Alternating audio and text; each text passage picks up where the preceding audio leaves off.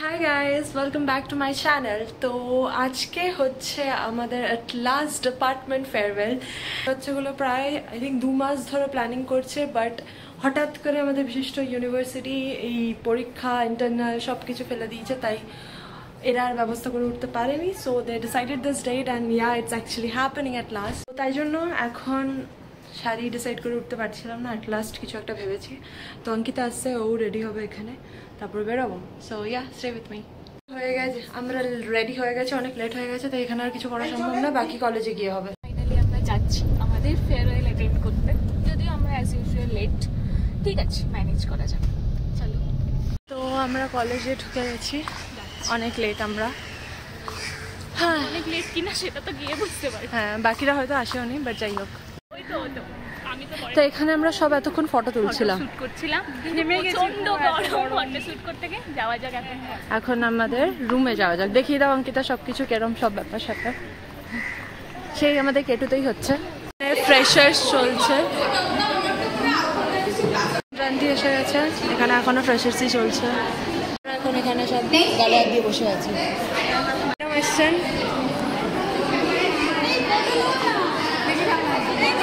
দাঁড়াও, কিছু বলছে।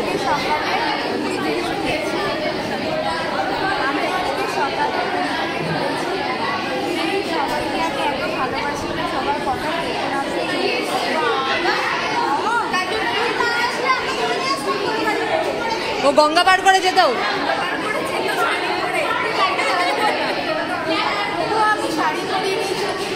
ফটোশুট হয়ে গেছে, আর এখানে গিফট দিচ্ছে, গিফট চলছে, কি সুন্দর। ও বেচারা খুবই বিধ্বস্ত, এখানে আমাদের সবাইকে গিফট দিয়েছে।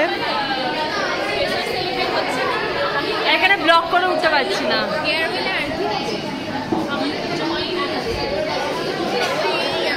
আমরা দুজন বসে আছি, সবাই টাকা দিতে চলে গেছে, আর আমরা বসে আছি, আমরা পড়তে পারছি না, কেউ টাওয়ার ফেয়ারওয়েল হচ্ছে না, কি হচ্ছে, সবাই নিজের নিজের মতো কিছু করছে, আমরা আলাদাই ফেয়ারওয়েল।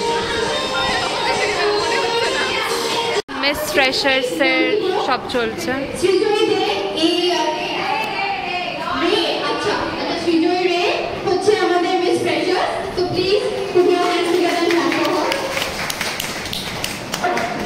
সুন্দর ফেয়ারওয়েল চলছে, পুরো রুম ফাঁকা।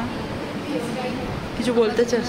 সেটা কতদিন করছি, একে অপরের পুরোনো দিনের কথা মনে করছি। আমাদের ফাংশন অ্যারেঞ্জ করতাম, বসার টাইম থাকতো না, খাবার অ্যারেঞ্জমেন্ট, মানে পারফরমেন্সের অ্যারেঞ্জমেন্ট, মানে একটু টাইম থাকতো না নিজেদেরকে ফটোগুলো তুলব।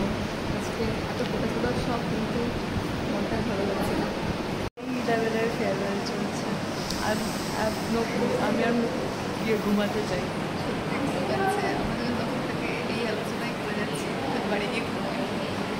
গেছে ফর্ম ফিল আপ করে, এখানে হচ্ছে খাওয়া দাওয়া চলছে, সবাই গরমে মারা যাচ্ছে।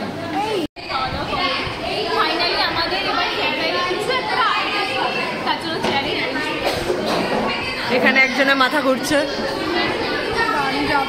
তুই একটু ছাপাক ছাপাক করবি পুরীতে, মিউজিক্যাল চেয়ার হবে, আরেকজন অজ্ঞান হয়ে যাবে, তাই খেলবে না।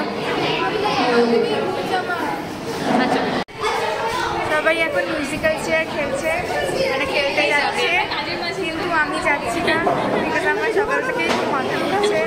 আমার এখনও মনে হচ্ছে আমি ট্রেনের মধ্যেই আছি, সব খেলে বসে থাকছে, সবাই খেলা স্টার্ট করছে, আমি তো আর কিছু করার নেই। আমার খেয়ে শরীরটা আরও খারাপ লাগছে। সব প্রস্তুতি চলছে এখন মিউজিক্যাল চেয়ার খেলার জন্য, সবাই গেছে মোটামুটি, আমি ছাড়া। সব শাড়ি পরে মিউজিক্যাল চেয়ার খেলবে। ফেয়ারওয়েল সবার খুব মজার হয়, কিন্তু আমি জানি না, আমার সকাল থেকে শরীরটা এত খারাপ লাগছে, এত টায়ার্ড লাগছে, স্পেশালি আমার ঠিক লাগছে না, আমি বুঝতে পারছি না এরকম হচ্ছে। আমি ঘুমাতে চাই, যদি ফেয়ারওয়েল যদি কালকে হতো আমি নাচতে নাচতে শাড়ি পরে চলে আসতাম, কিন্তু আজকে আমি একদম পারছি না।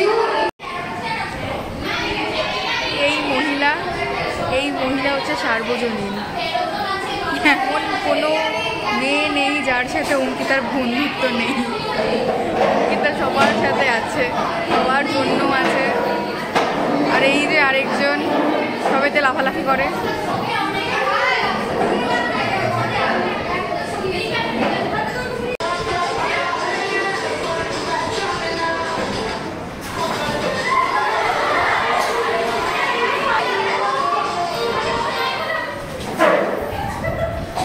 মজা। অঙ্কিতা ফোর্থ সেমিস্টারে অর্গানিক প্র্যাকটিক্যাল, যেটা আমাদের সবার মোস্ট মেমোরেবল মোমেন্ট। ফোর্থ সেমিস্টারে একে ম্যাম আর এসপি ম্যাম ঝগড়া করছে, আমরা দাঁড়িয়ে দাঁড়িয়ে কি করবো জানি না। তারপরে আমরা যখন আসছি, এসপি ম্যাম বলছে তোমরা আসছো কেন, আসলে ঝগড়াটা লেগেছিল মানে সলিউবিলিটি টেস্ট নিয়ে। এসপি ম্যাম বলছে না এটা এটাতে সলিউবল, আর একে ম্যাম বলছে না সলিউবল। উনি বলছেন যে আমি রিসার্চ এটা করেছি, এটা একটা সলিউবল। একে ম্যাম বলছে কোনোদিন হতে পারে না, আমি বলেছি এটা সলিউবল। আমরা তো আমাদের কম্পাউন্ড বেরোচ্ছে না, তো আমাদের ফোর্থ সেমিস্টার অর্গানিক প্র্যাকটিক্যাল সত্যি মেমোরেবল, সবার কাছে মেমোরেবল। এর থেকে মেমোরেবল কিছু নেই আমাদের। তোরা ধীরে ধীরে বুঝতে পারবি কতটা মেমোরেবল যখন খাতা চেক করা থেকে লাল গাড়িতে খাতা ভরে যাবে।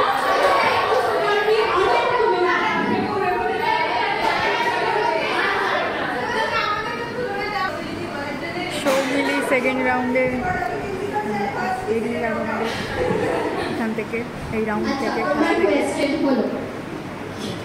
হ্যাঁ ভালো। Which college did you want to study initially? Do you regret or love the way things turned out?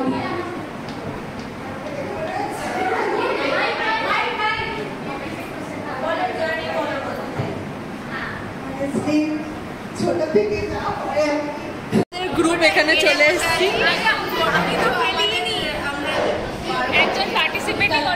আমরা সবাই বসে পড়েছি ফাইনাল রাউন্ডে।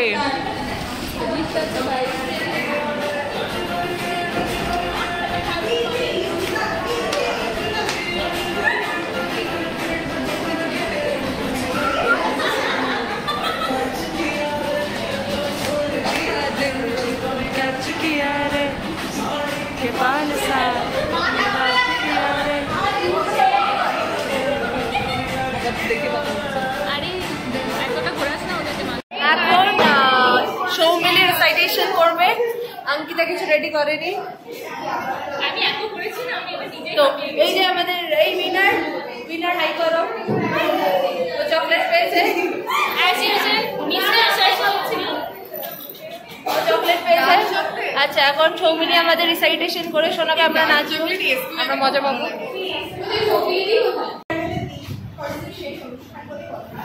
তাই সেদিন নিজের কবিতা বলছি আর দেখাবো না। বাঙালির সন্তান কল্পনা থেকে ছন্দ সবই বাংলা ভাষায়, কিন্তু আজকের এই অঙ্গার ভাষার বদলাতে সেই ভাষা চর্চাও আবার সেই অনাচার বোঝাতেই হোক কিংবা নিজের পরিশ্রম দেখাতে কাব্য রচনা করবো ভেবেছিলাম গতকাল রাতে বাংলাতে। ভেবেছিলাম তুলে ধরবো সীমানে ছবি বসানো আড্ডা, অথবা কেটুর এসিতে কাজ করার জন্য আমাদের বাবিকরণা। ভেবেছিলাম জানাবো গরমে বন্ধ ল্যাবে কাজ করায় আমাদের দুর্দশা, বা লিখবো পরীক্ষায় ভালো প্রশ্নপত্রের জন্য আমাদের ব্যর্থ আশা। কিন্তু রসায়নের সঙ্গে সাহিত্য চর্চা সে যোগী আর আছে, কলের দুটো নিজের চাকরি জোরেই আছে। 2000 শব্দের মধ্যে ডিজার্টেশন লিখতে পাগল হওয়ার জোগাড়, ঠিকভাবে জিনিসপত্র লিখতে গেলেই শব্দ সংখ্যা হয়ে যায় পাক। হাতের নোট কামড়ে মাথার চুল ছিঁড়ে যখন করলাম কাজের সমাপ্তি, ঘড়িতে দেখি বৃহস্পতিবার রাত 1টা, অর্থাৎ সময়ের আর নেই বাকি। তড়িঘড়ি করে গেলাম ছুটে, সকালে উঠতে হবে, এদিকে মাথাতেই নেই বাংলা ভাষায় কাব্য রচনার কি হবে। সকালে উঠেও নয়, কলেজে আসতে বাসে উঠে মনে পড়লো কবিতার কথা, আর কি করা যাবে ঠিক করলাম সবার সামনে জানাবো নিজের অপারগতা। এখন তাই ক্ষমা চাইছি নিজের বন্ধুদের বোনেদের কাছে, খারাপ লাগছে কথা কি কথা রাখতে পারে।